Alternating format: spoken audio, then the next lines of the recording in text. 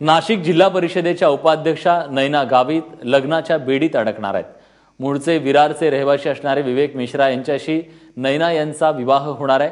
संध्याकाळी 7:30 वाजता होणाऱ्या विवाह सोहळ्यासाठी गावित कुटुंबियांनी जोरदार तयारी केली आहे। मुंबईच्या विल्सन कॉलेजात असताना नैना आणि विवेक यांची ओळख झाली। ओळखीचं रूपांतर प्रेमात झालं आणि आज दोघेही लग्नाच्या बंधनात अडकतायत।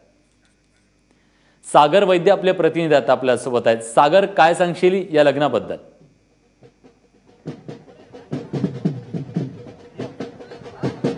विलास, खरं तर नैना गावित या खूप नशीबवान राजकारणी म्हटल्या पाहिजे, कारण पहिल्यांदाच त्या जिल्हा परिषदेला उभ्या होत्या यंदा आणि जिल्हा परिषद सदस्य झाल्याच्या पहिल्या 10 दिवसातच त्यांना उपाध्यक्ष होण्याचा मान मिळाला। खरं तर खूप मोठी राजकीय पार्श्वभूमी त्यांच्या घराण्याला आहे।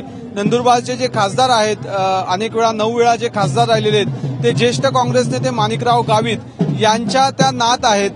निर्मलताई गावित या काँग्रेसच्या ज्या आमदार आहेत विद्यमान इगतपुरीतल्या, त्यांच्या त्या मुलगी आहे त्यांची लहान।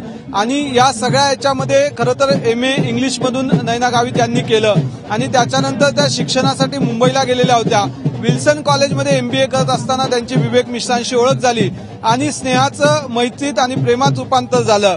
खरं तर हे लग्न खूप आधी होणार होतं, याची एक फार इंटरेस्टिंग अशी कहाणी आहे, परंतु अचानकपणे ओघाने त्यांचा राजकारणात प्रवेश झाला। नाशिक जिल्हा परिषदेच्या 50 दिवसापूर्वी झालेल्या निवडणुकीत नैना गावित ज्या आहेत त्या जिल्हा परिषदेच्या निवडणुकीला उभ्या राहिल्या आणि त्याच्यामुळे हे लग्न जे आहे हे काही काळ पुढे रेटण्यात आलं होतं।